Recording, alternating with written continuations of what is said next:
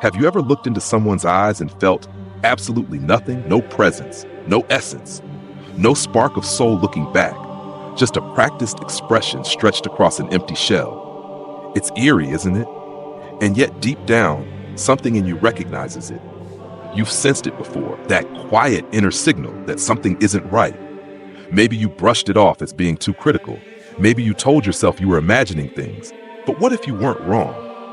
What if that uneasy feeling was your soul trying to speak, trying to alert you? Because here's a truth most aren't prepared to face. Not everyone you encounter has a soul. Let that settle in. Not every person walking beside you carries what you carry. Some are hollow facsimiles, functional, articulate, even magnetic, but missing the sacred core that animates true life. They walk, talk, smile, but behind the performance, there's no depth, no divine awareness, only programming. It's a radical thought, one that echoes through Gnostic scriptures, hides behind layers of ancient mystery teachings, whispers through simulation theory, and is quietly confirmed by those of us who feel more than we're told. It's time to give voice to this knowing. You're not paranoid, you're perceptive. You've noticed them, those who seem like people but feel off. Like actors playing roles they never chose. They say the right things but leave you feeling empty. They don't brighten your field, they dim it.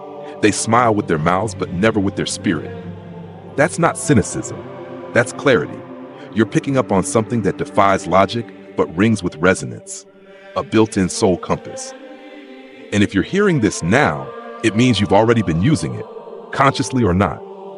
There are entities that appear fully human, who blend into the world, who mimic emotional life, but lack the one element that distinguishes animation from authentic existence: conscious presence. Some traditions call them organic portals. Others refer to them as non-player characters, NPCs in a grand simulation. The Gnostics describe them as counterfeit spirits or empty vessels, seeded into this realm by a false architect, a being they call the Demiurge. To most, these ideas sound like fantasy, but to you, they sound familiar because you've encountered them. They're at your job, in your circle, among the crowd.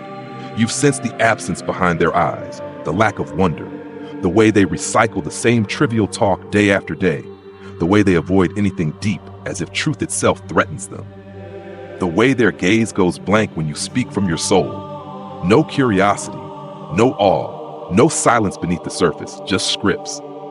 You see, a soul isn't defined by how well someone performs spirituality. It's defined by that still flame of awareness, that knowing presence that witnesses, that aches, that marvels at existence.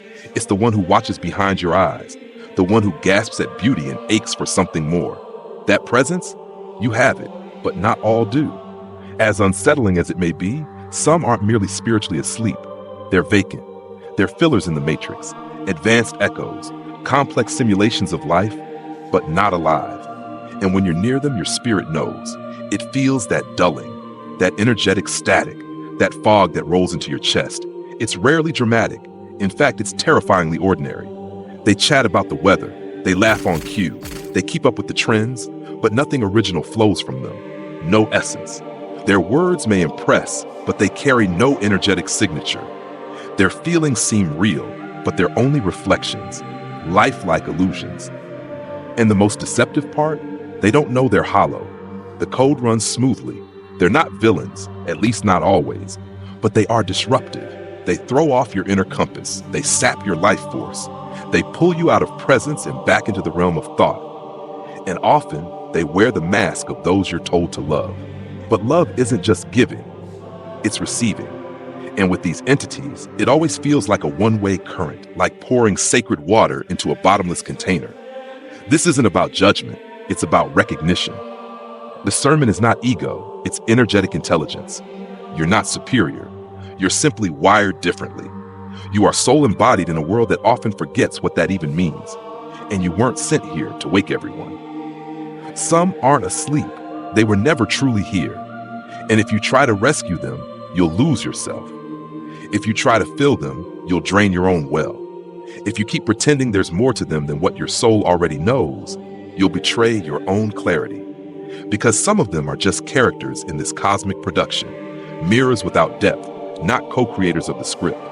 So stop pretending they're like you. They're not. You feel deeply.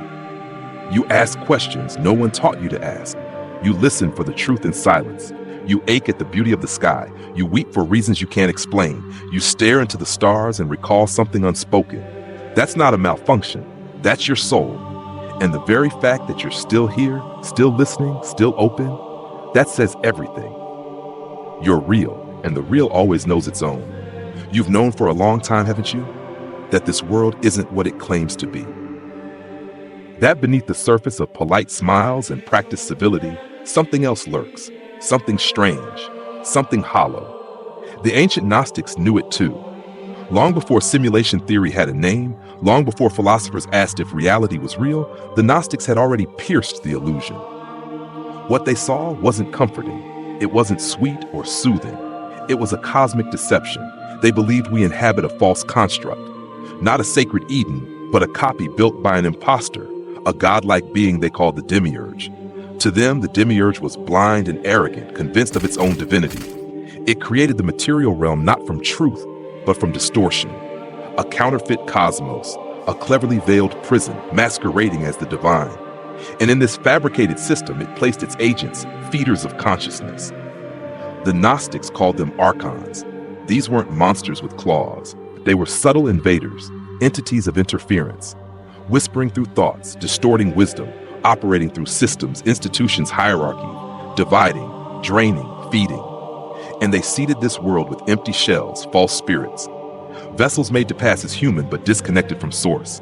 They walk beside us, they mimic us, but they do not live like us because they never were what we are. In the Gnostic vision, Earth wasn't evil, it was hijacked, corrupted, covered in illusions. The real spiritual realm lies beyond form and flesh. Here, most of what you encounter is performance. That's why you sometimes feel like the only one who sees through the stage. Why the news, the gossip, the endless pursuit of status feels hollow. Why people chase mirages and wonder why they're still thirsty. Because the game is rigged. The roles are scripted, and many of the participants aren't players. They're programs, what some now call organic portals, biological avatars performing predefined roles in this grand simulation. Not demonic, not robotic, just vacant. Clockwork dolls enacting routines, born with a body but no tether to the infinite. They follow formulas, repeat the cycles, work, consume, sleep, scroll. They may entertain, they may impress, but try reaching their soul and you'll find only echoes. Just feedback, no origin. You've felt it, you've tried to meet them heart to heart. You've poured your essence into the moment, hoping for recognition, only to be met with static. A vacant smile, a rehearsed laugh, polite but unknowing. And the hardest part? They look like everyone else. Some are beautiful, some are kind, some play the part to perfection, but they lack one thing, presence. Not attention, true soul-level presence. The kind that meets you beyond words, the kind that sees you in the silence, the kind that touches the eternal in you with the eternal in them. If you've ever tried to go deep, you know how they react. They evade, they deflect, they change the subject, or they imitate you, offering back your own depth like a mirror, not from understanding, but from mimicry. Because that's how the program adapts. It's built to echo, to reflect, but not to originate.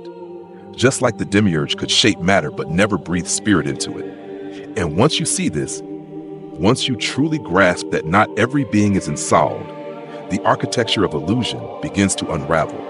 You start to see how society props up the hollow, how it rewards the shallow, how it glorifies what is empty and suppresses what is sacred.